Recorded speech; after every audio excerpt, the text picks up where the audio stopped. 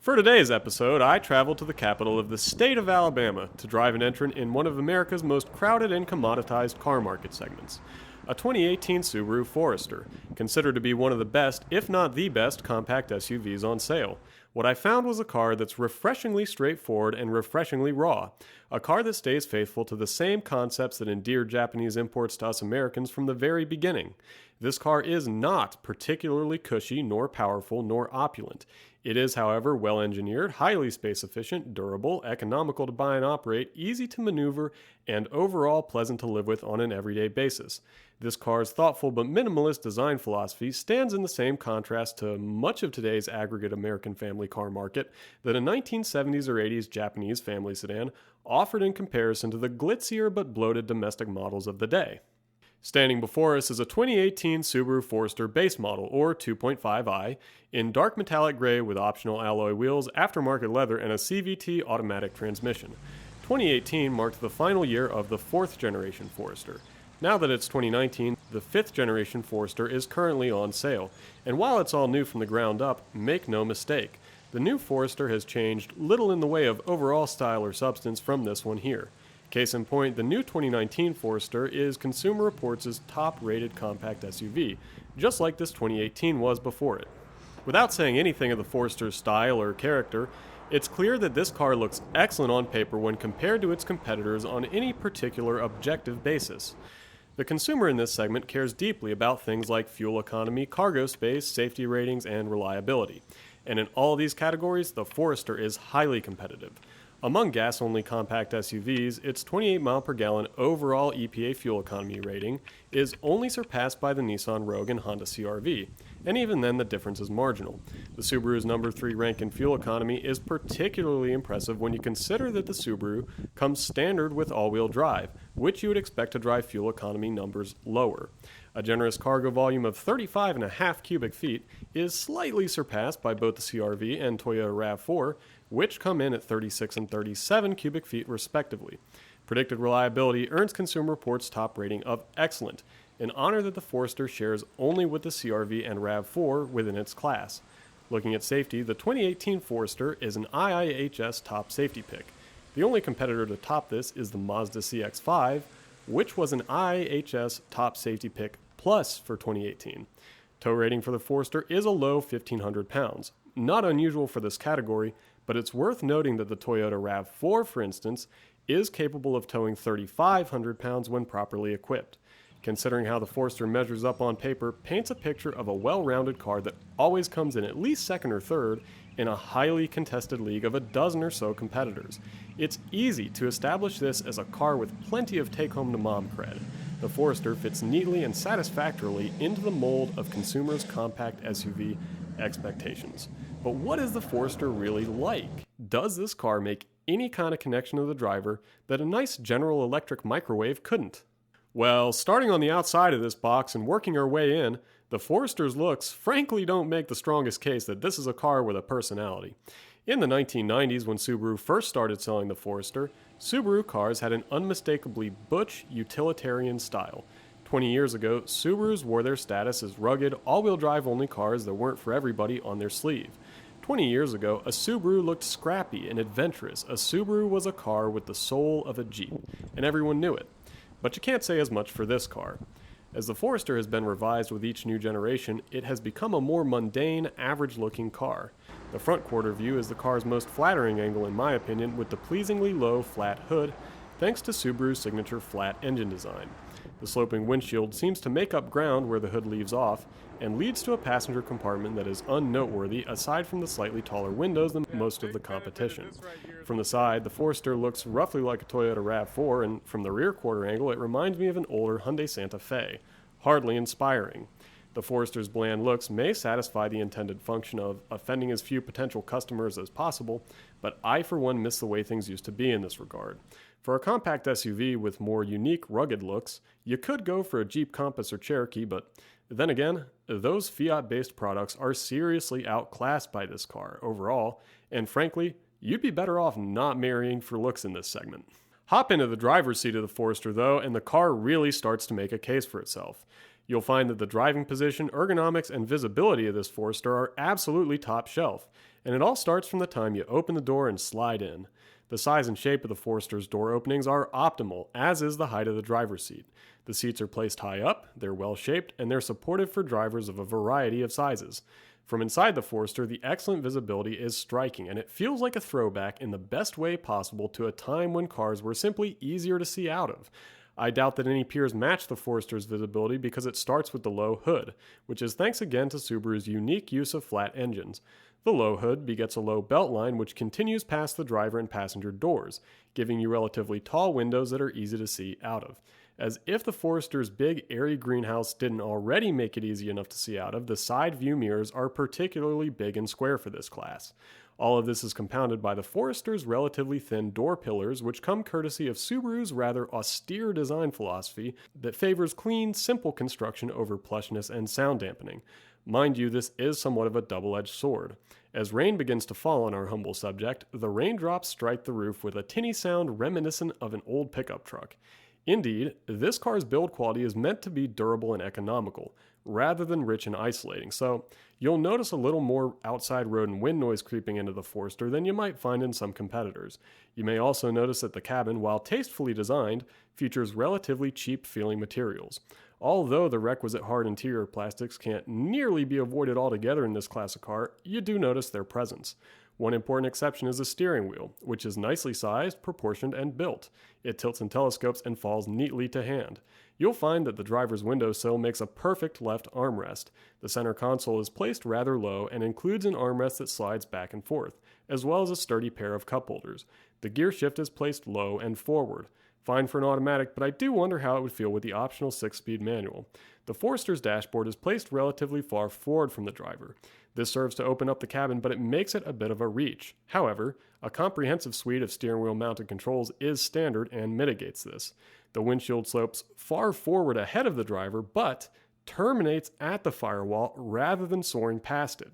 This places the firewall and therefore the pedals far ahead of the driver's seat, allowing the Forester to accommodate taller or longer-legged drivers with ease. Tall drivers looking for a compact SUV would be well served to take a look at this one. The rear seat offers a tall, supportive seating position adequate for keeping two adults in better than average comfort. The seat back folds perfectly flat, revealing a cavernous cargo area capable of swallowing a bicycle whole.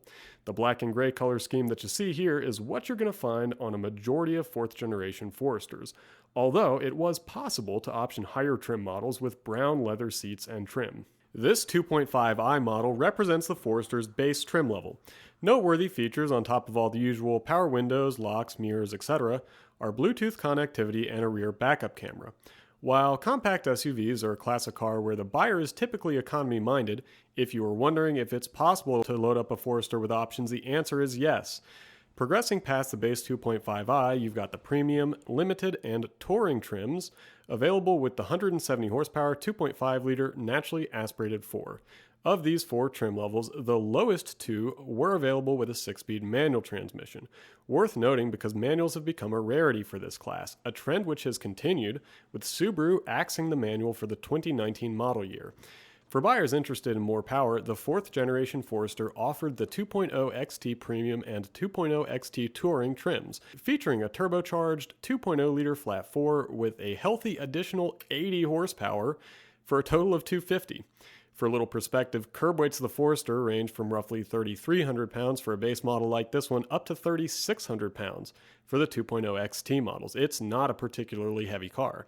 The turbocharged engine was not available with the 6-speed manual, it was CVT only, and it was discontinued for the 2019 model year with the introduction of the 5th generation Forester.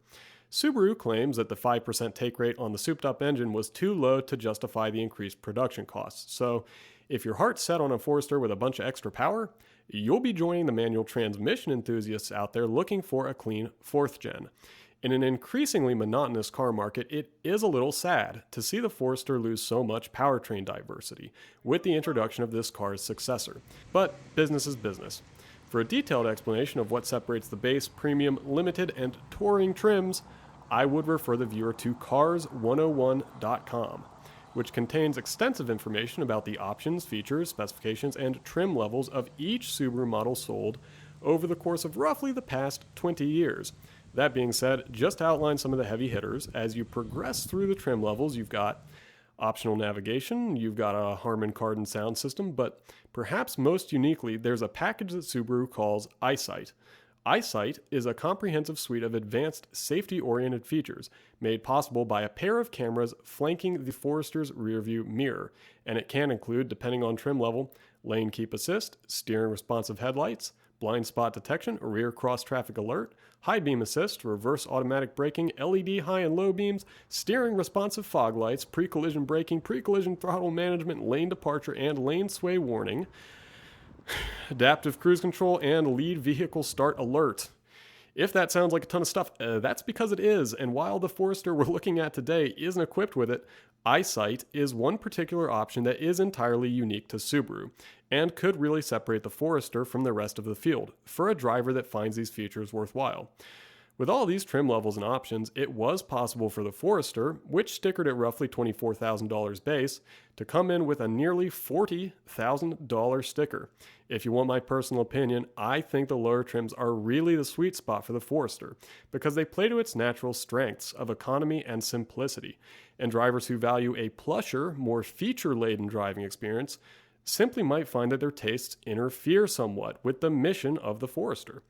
Anyways, popping the hood on the Forester reveals a surprisingly big and refreshingly uncluttered engine bay.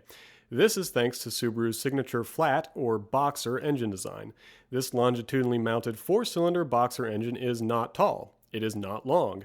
It is, however, very wide. So, while access to everything on top of, to the rear of, and in front of the engine is excellent, the boxer engine's shape does make certain jobs like changing spark plugs a chore. But when it comes to routine maintenance, changing belts, changing hoses, changing oil, and checking fluids, this is a great engine bay to work in. You'll notice that the oil filter is placed right on top of the engine for particularly easy access. The engine has dual overhead cams, 4 valves per cylinder, and variable valve timing, but it does not have direct injection, which was added with the introduction of the 5th generation Forester for increased power and fuel economy. Timing chains eliminate the need for timing belt replacements. This engine is attached to a continuously variable automatic transmission, which is of the metal chain variety, which are regarded as quieter and more reliable than belt-driven CVTs. This transmission, as a matter of course, drives Subaru's signature symmetrical all-wheel drive system. Symmetrical all-wheel drive means that the transmission is placed towards the center of the vehicle and all 4 half shafts are equal length. This allows for superior weight balance and power delivery balance. There is an important distinction between the all-wheel drive system that is employed in the manual transmission Forester and that which we find in this automatic transmission Forester. The manual transmission cars came with what Subaru calls continuous all-wheel drive, which uses a viscous center differential to split power evenly 50-50 to the front and rear axles in normal driving conditions, but can send the majority of power to either the front or rear wheels when needed. In contrast, the active all-wheel drive system that this automatic Forester comes with controls front and rear power split electronically through a center clutch, rather than a viscous differential, using various sensors to determine what the appropriate split is under different driving conditions such as accelerating, braking, cornering, or slippery surfaces. The default power split under normal driving conditions on dry pavement sends 60% torque to the front wheels and 40% to the back wheels. So, normally, the all-wheel drive system in an automatic Forester is a little bit more front biased than in the manual Forester. Subaru takes great pride in its all-wheel drive systems and claims that this active all-wheel drive has the advantage over other systems on the market of being able to predict wheel slippage before it happens and adjust torque split preemptively. At a time when engines and drivetrains seem to be getting increasingly monotonous from manufacturer to manufacturer, it's really cool that Subaru is continuing to put out something so different.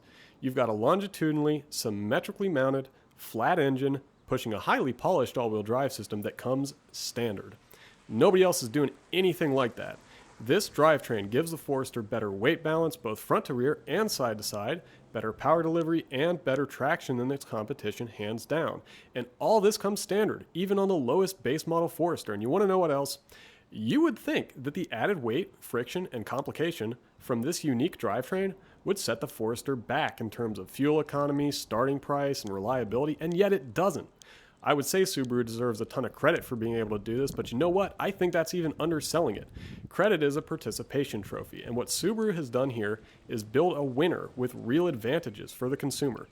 Suspension is McPherson struts up front and double wishbones at the rear, pretty standard for this class. Although Subaru designed the Forester to have a little extra ground clearance, as a matter of fact, at 8.7 inches, this is yet another measurement where the Forester is best in class. Set out for a drive in the Forester and it immediately makes a good impression. Sliding into the driver's seat feels easy and natural, and the low hood, beltline, and dashboard give off a relaxed fit vibe. The excellent visibility and tidy proportions give you top-tier command over the road. The awesome benefits of the Forester's center of gravity, which is both low and concentrated toward the center of the car, thanks to its drivetrain, are readily apparent. This is compounded by good steering feel. In low-speed maneuvering, you get the impression that you could confidently place it within a Forester-sized chalk outline in the asphalt. The gas pedal feels a little jumpy at first, and acceleration is responsive and even pleasant at low speeds, but this car simply isn't fast. Around town it's good, but if you start to rev the engine in an effort to gain speed quickly, it starts to get a little bit noisy and coarse. For all the benefits of this flat four, if you're looking for a silky smooth powertrain, you're going to get that more from a Honda or Toyota. The tuning of the transmission is mostly unobtrusive, and I don't think that most people, including those coming from traditional automatic transmissions, will be offended by it.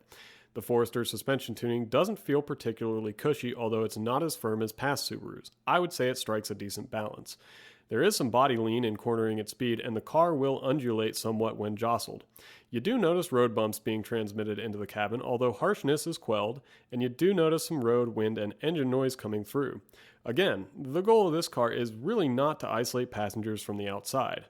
Braking feel is confidence-inspiring, and that's no mirage.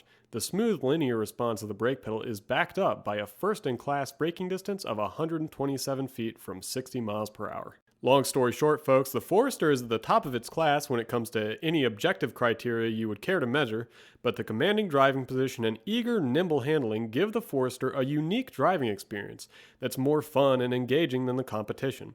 I found this car to be a throwback in a good way. A Japanese car primarily concerned with getting the basics really, really right, and being rewarding to own and drive day in and day out. Folks, you can't go wrong with a fourth generation Forester.